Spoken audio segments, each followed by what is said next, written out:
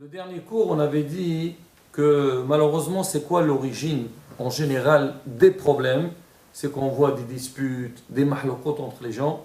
Souvent, malheureusement, il y a ce qu'on appelle la jalousie. C'est que des fois, l'homme il n'est pas content, il voit ce qui se passe chez les autres et ça le dérange. Et là, pour un petit peu avoir de la place, il essaie un petit peu de casser les autres. On a pris l'exemple de Korah. Maintenant, il est intéressé de savoir. Moshe Rabbeinu, c'est vrai, on a dit que Korah était contre Moshe Rabbeinu. Alors, il n'y avait pas que Korah.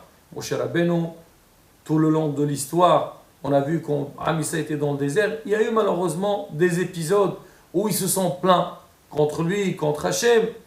Et on a vu que Moshe Rabbeinu, malgré tout, il a réussi à surmonter tout ça et sortir, comme on dit, sain et sauf de cette histoire. C'est vrai qu'à la fin, malheureusement, il a été puni de ne pas entrer dans la terre d'Israël. Il y a beaucoup de raisons pourquoi Moshe n'est pas entré. C'est vrai, c'était une punition, mais derrière, il y a des calculs d'Akadosh Baruch Hu.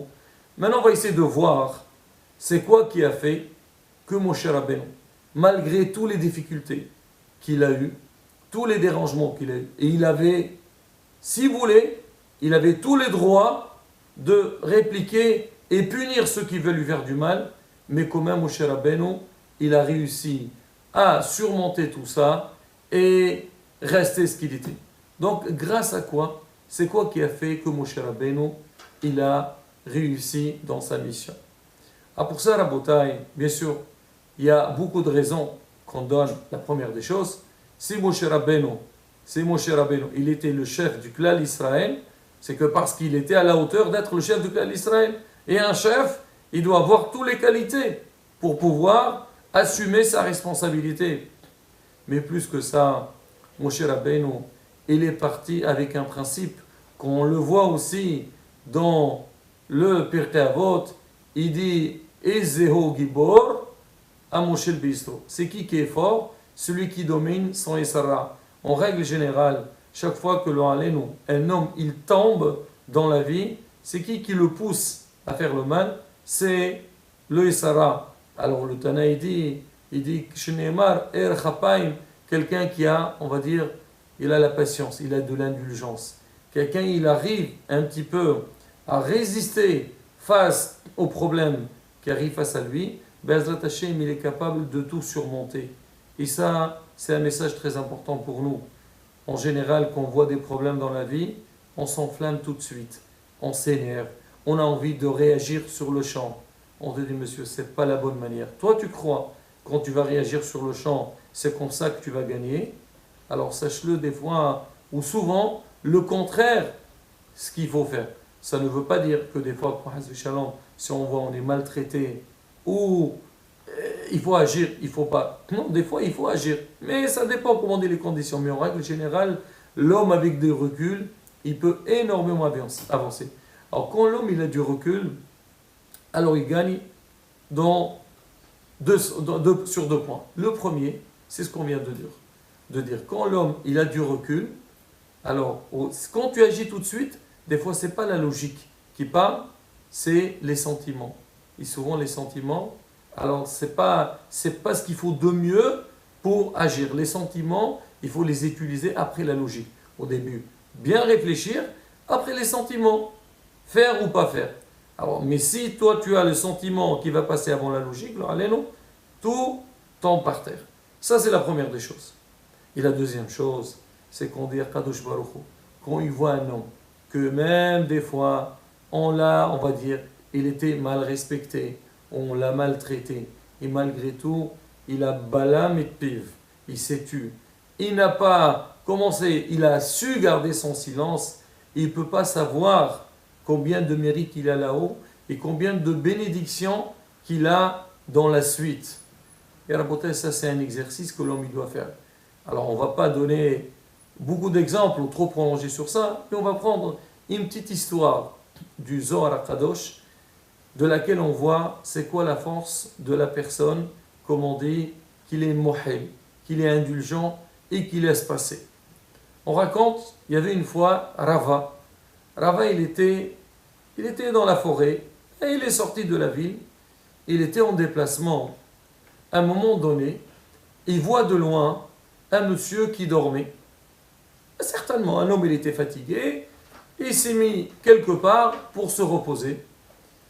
Et Rava, il le voyait de loin, mais il aperçoit que il y avait un grand serpent qui allait vers lui.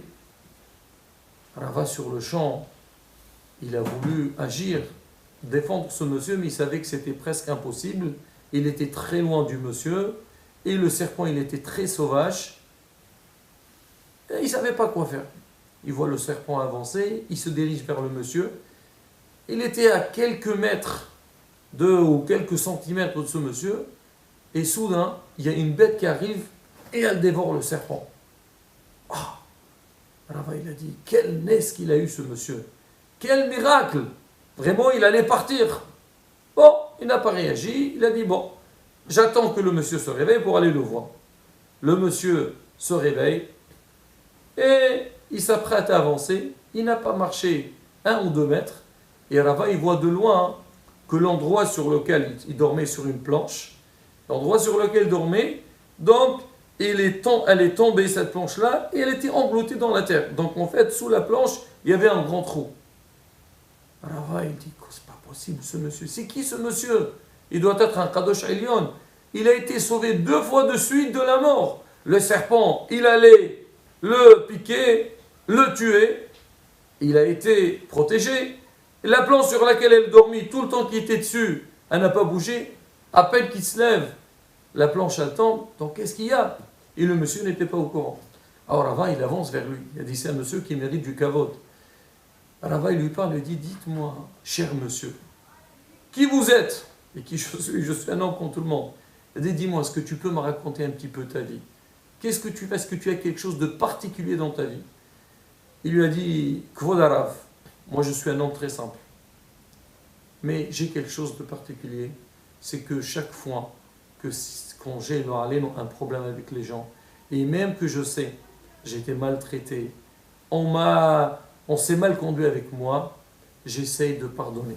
Tout de suite, l'affaire elle est finie, j'essaye de m'arranger avec les gens, mais derrière, je ne garde pas de rancune au fond de moi.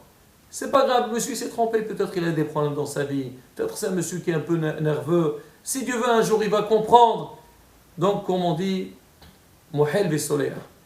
Il dit, des fois ça arrive que j'ai affaire avec des gens, que vraiment ce qu'ils m'ont fait, c'est quelque chose de très difficile. Et c'est pas évident d'avaler ça. Sur le champ, j'ai du mal à pardonner, mais le soir, avant de dormir, je dis,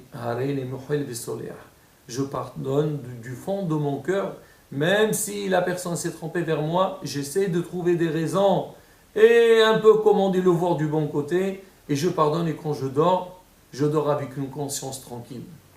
Rava lui a dit, alors si tu vis comme ça, alors je comprends pourquoi Hachem t'a fait des nissim.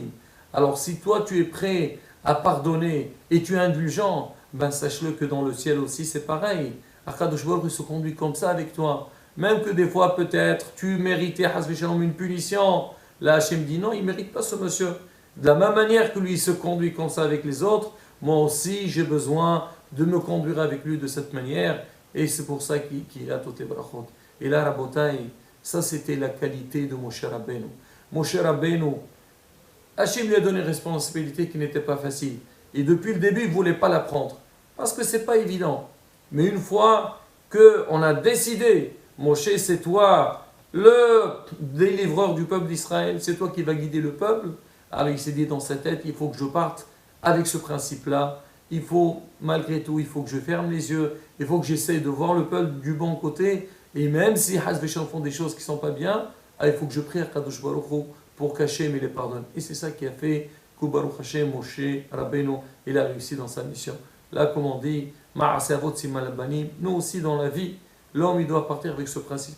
Toujours avoir du recul par rapport à tout ce qui se passe. Ne pas s'enflammer très vite et voir les choses du bon côté. Bezrat Hashem, à travers ça, on pourra réussir facilement et qu'Hachem nous aide, Bezrat Hashem, donc d'aller dans cette voie et qu'on aura toutes les brachot. Amen, Keni Harason.